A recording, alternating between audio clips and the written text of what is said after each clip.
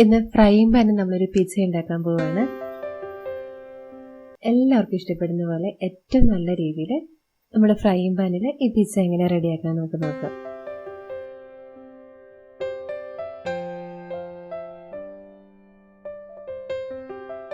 ഏറ്റവും ആദ്യം നമ്മൾ ചെയ്യുന്നത് ഇതിലെ പിസ്സ ബേസിനുള്ള മാവ് റെഡിയാക്കുകയാണ്. ഒരു ബൗളിലേക്ക് 2 ടേബിൾ സ്പൂൺ പാലൊഴിച്ചു കൊടുക്കുക. ഇനി ഇതിലേക്ക് ഇളം ചൂടുള്ള വെള്ളം 150 മില്ലി ഒഴിച്ചു കൊടുക്കണം. അതായത് 1/2 കപ്പ് പ്ലസ് 2 ടേബിൾ സ്പൂൺ. ഇനി ഇതിലേക്ക് 1/2 ടീസ്പൂൺ ഇൻസ്റ്റന്റ് ഈസ്റ്റ് ചേർക്കാം. ഇൻസ്റ്റന്റ് ഈസ്റ്റിന് പകരം നിങ്ങൾക്ക് വലിയ തരിയുള്ള ഈസ്റ്റും ചേർക്കാവുന്നതാണ്. അതാണെങ്കിൽ നമ്മൾ പൊടി ചേർക്കുന്നതിന് മുമ്പ് ഈസ്റ്റ് ഒന്ന് പതിഞ്ഞ് പൊങ്ങി വരാനായിട്ട് വെയിറ്റ് ചെയ്യണം. ഇനി 1 ടേബിൾ സ്പൂൺ പഞ്ചസാര, 1 ടേബിൾ സ്പൂൺ ഒലിവ് ഓയിലിന് പകരം സൺഫ്ലവർ ഓയിലോ അല്ലെങ്കിൽ തവിട എണ്ണയൊക്കെ ഉപയോഗിക്കാവുന്നതാണ്. ഇനി ഇതിലേക്ക് പൊടി ചേർക്കാം. ഇവിടെ 2 കപ്പ് മൈദയാണ് എടുക്കുന്നത്. 250 ml കപ്പിന് നന്നായിട്ട് പ്രസ് ചെയ്ത് അളന്നെടുത്തിട്ടുള്ള 2 കപ്പ് മൈദ. ഇനി ഇതിലേക്ക് 1/2 ടീസ്പൂൺ ഉപ്പ് ചേർക്കണം. എന്നിട്ട് ഇതെല്ലാം നന്നായിട്ട് യോജിപ്പിച്ചെടുക്കുക.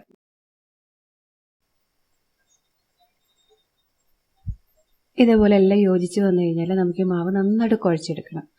ഇത് കൗണ്ടർ ടോപ്പിലേക്ക് മാറ്റിയിട്ട് നന്നായിട്ട് ഇതുപോലെ തേച്ച് കുഴച്ചെടുക്കാം. ഒരു 10 മിനിറ്റോളം നന്നായിട്ട് കുഴച്ചെടുക്കുക. ഇത്ര ഒട്ടലുള്ള മാവായിട്ടാണ് നമുക്ക് പിസ്സയ്ക്കുള്ള മാവ് റെഡിയാക്കേണ്ടത്. അപ്പോഴാണ് പിസ്സ ബേസ് കൂടുതൽ പെർഫെക്റ്റ് ആയി കിട്ടുള്ളൂ. ഇത് നിങ്ങൾ ആദ്യമായിട്ട് പിസ്സ ഉണ്ടാക്കുന്ന ആളാണെങ്കിൽ ഇത്രയും വെള്ളം വന്നാൽ കുറച്ച് ബുദ്ധിമുട്ടുണ്ടാകും കുഴച്ചെടുക്കാനൊക്കെ. അങ്ങനെയാണെങ്കിൽ 1-2 ടീസ്പൂൺ വെള്ളം കുറവെടുത്താൽ മതി. ഒരു 10 മിനിറ്റ് ഒക്കെ കുഴച്ച് കഴിഞ്ഞാൽ ഇതേപോലെ ഒന്ന് അടിച്ചെടുക്കാം. ഇപ്പോൾ ഇതിന് ആദ്യം ഉണ്ടായിരുന്ന ആ വലിയ ഒട്ടലൊക്കെ മാറി വന്നിട്ട് കാണാൻ പറ്റും. എങ്കിലും കുറച്ച് സ്റ്റിക്കി ആയിട്ടാണ് നമ്മുടെ മാവ് ഉണ്ടാവുക, കാരണം വെള്ളം കൂടുതലുണ്ടല്ലോ. ഇതേപോലെ ഒന്ന് അടിച്ചെടുത്ത ശേഷം ഈ മാവ് നമുക്ക് പൊങ്ങി വരാനായിട്ട് മാറ്റി വയ്ക്കണം. ഒരു ബൗളിൽ 1 ടീസ്പൂൺ എണ്ണ ഒഴിക്കുക. ഇതിലേക്ക് മാവ് ഇറക്കിയിട്ട് ഒന്ന് ചുറ്റിച്ചെടുക്കുക.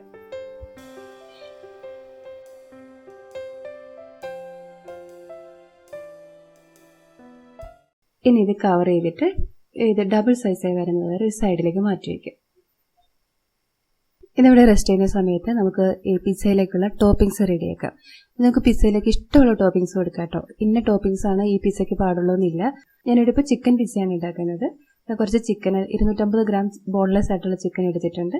ചെറിയ ക്യൂബ്സ് ആയിട്ട് മുറിച്ച് നന്നായിട്ട് കഴുകി അതിൻ്റെ വെള്ളമൊക്കെ മാറ്റിയെടുക്കാം. എന്നിട്ട് ഇതിലേക്ക് ആവശ്യത്തിന് ഉപ്പ് ചേർക്കാം. 1/2 ടീസ്പൂൺ കുരുമുളക് പൊടി, 1/4 ടീസ്പൂൺ മഞ്ഞൾപ്പൊടി, 1 ടീസ്പൂൺ മുളക് പൊടി, ഗരം മസാല, 1 ടീസ്പൂൺ ഇഞ്ചി വെളുത്തുള്ളി പേസ്റ്റ്, 2 ടീസ്പൂൺ നാരങ്ങാനീര്. ഇത്രയും ചേർത്തിട്ട് നന്നായിട്ട് യോജിപ്പിച്ച് വയ്ക്കാം. വളരെ സിമ്പിളായിട്ടുള്ളൊരു മാരിനേഷനാണ്, പക്ഷെ നല്ല ടേസ്റ്റിയാണിത്.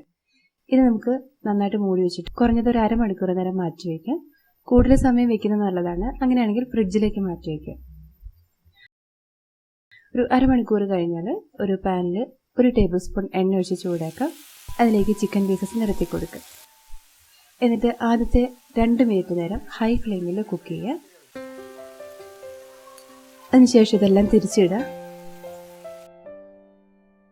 വീണ്ടും ഹൈ ഫ്ലെയിമിൽ തന്നെ 2 മിനിറ്റ് കുക്ക് ചെയ്യുക. ഇനി ഇത് വീണ്ടും ഒന്നുകൂടി ഇളക്കിയിട്ട് തീ കുറച്ച് വെച്ചിട്ട് മൂടി വെച്ച് ചിക്കൻ പീസസ് ഒക്കെ നന്നായിട്ട് വെന്ത് വരുന്നവരെ വെയിറ്റ് ചെയ്യുക. ഒരു 10 മിനിറ്റൊക്കെ വേണ്ടി വരും. നമ്മുടെ ചിക്കൻ പീസസിൻ്റെ സൈസ് അനുസരിച്ച് ഇത് വേവാനുള്ള സമയത്തിനും വ്യത്യാസം ഉണ്ടാവും. ഇടയ്ക്ക് ഇളക്കി കൊടുക്കാൻ വേണം. ഈ രീതിയിൽ തന്നെ നിങ്ങൾ ചിക്കൻ ഫ്രൈ ചെയ്തെടുക്കുകയാണെങ്കിൽ ഇതൊട്ടും ഡ്രൈ ആയി പോവില്ല. നല്ല ജ്യൂസി ആയിട്ട് നല്ല ടേസ്റ്റോട് കൂടി തന്നെ നമുക്ക് ഈ ചിക്കൻ കിട്ടും. ഇപ്പോൾ ഇതിവിടെ റെഡി ആയിട്ടുണ്ട്. ഫ്ലെയിം ഓഫ് ചെയ്ത് മാറ്റി വയ്ക്കും. ഇനി ഞാൻ കുറച്ച് വെജിറ്റബിൾസ് കൂടി ചേർക്കുന്നുണ്ട്. കുറച്ച് കനത്തിൽ നീളത്തിൽ അരിഞ്ഞെടുത്തിട്ടുള്ള കുറച്ച് സവാള, ക്യാരറ്റ്, ക്യാപ്സിക്കം, ഇത്രയാണ് ഞാൻ ചേർക്കുന്നത്. ഇതൊന്ന് വഴറ്റിയെടുക്കാനായിട്ട് പാനിലേക്ക് 1 ടേബിൾ സ്പൂൺ എണ്ണ ചൂടാക്കാം. എന്നിട്ട് ഹൈ ഫ്ലെയിമിൽ 2 മിനിറ്റ് നേരം ഇതെല്ലാം ഒന്ന് വഴറ്റിയെടുക്കുക. എന്നിട്ട് ഇതിലേക്ക് അല്പം ഉപ്പ് ചേർക്കാം. കുറച്ച് കുരുമുളക് പൊടിയും കൂടി ചേർക്കാം. നന്നായിട്ട് യോജിപ്പിക്കുക. ഫ്ലെയിം ഓഫ് ചെയ്ത് മാറ്റി വയ്ക്കുക. ഇപ്പം മാവ് ഇവിടെ ഡബിൾ സൈസായി വന്നിട്ടുണ്ട്. ഡബിൾ സൈസിനേക്കാളും കുറച്ചുകൂടി വലുപ്പം വെച്ചിട്ടുണ്ട്. 2 മണിക്കൂർ നേരമാണ് മാറ്റി വെച്ചിരുന്നത്. ഇനി ഇത് നന്നായിട്ട് അമർത്തി ഇതിലെ എയറൊക്കെ പുറത്തേക്ക് കളയുക. എന്നിട്ട് 3 പീസസ് ആയിട്ട് മുറിച്ചെടുക്കുക. ഏകദേശം 160 ഗ്രാം വീതം വരുന്ന പീസസ് ആയിട്ടാണ് കിട്ടുന്നത്. എന്നിട്ട് ഇത് ഇതേപോലെ ഒന്ന് ഫോൾഡ് ചെയ്ത് ഒരു ബോൾ പോലെ ഷേപ്പ് ചെയ്തെടുക്കുക. കയ്യിൽ കുറച്ച് എണ്ണ തടവി കൊടുക്കുക, അല്ലെങ്കിൽ ഇത് കയ്യിൽ ഒട്ടിപ്പിടിക്കുന്ന മാവ്.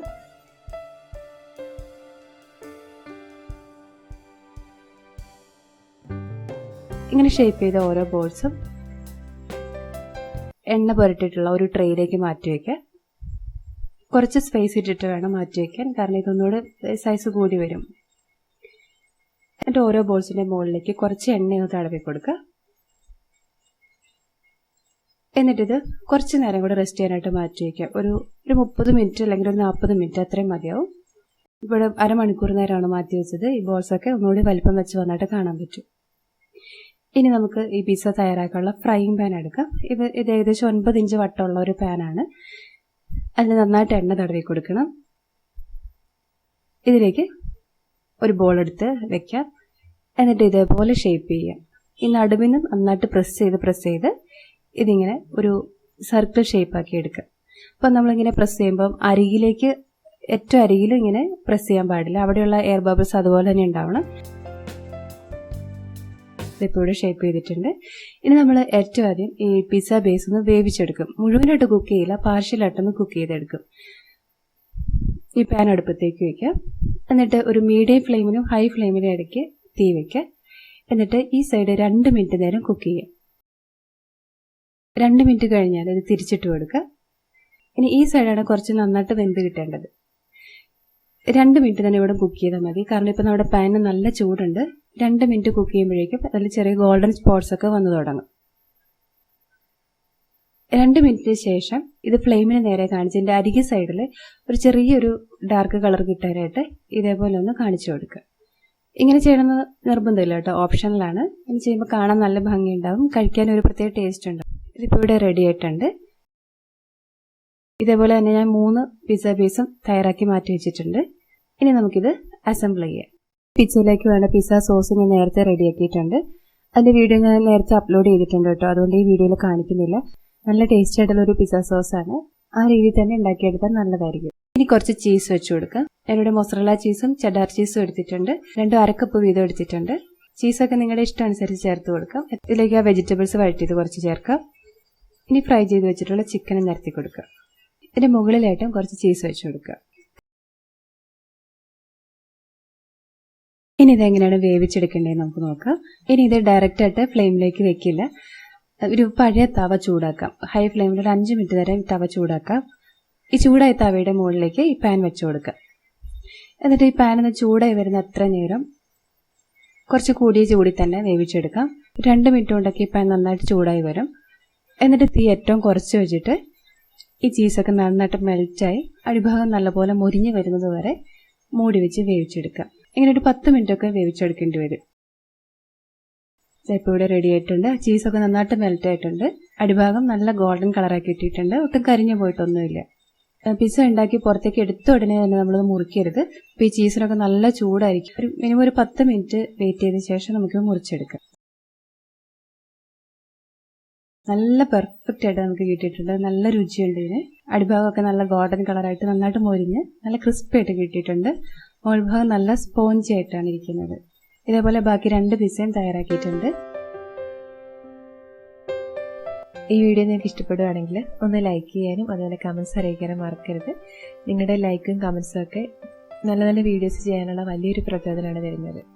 നിങ്ങൾ ചാനൽ ആദ്യമായിട്ടാണ് കാണുന്നതെങ്കിൽ സബ്സ്ക്രൈബ് ചെയ്യാനും പുതിയ വീഡിയോസിന്റെ നോട്ടിഫിക്കേഷനായിട്ട് അരികിലുള്ള ബെൽ ബട്ടൺ പ്രസ് ചെയ്യാനും മറക്കല്ലേ. വീണ്ടും നല്ലൊരു റെസിപ്പിയിലൂടെ കാണാം.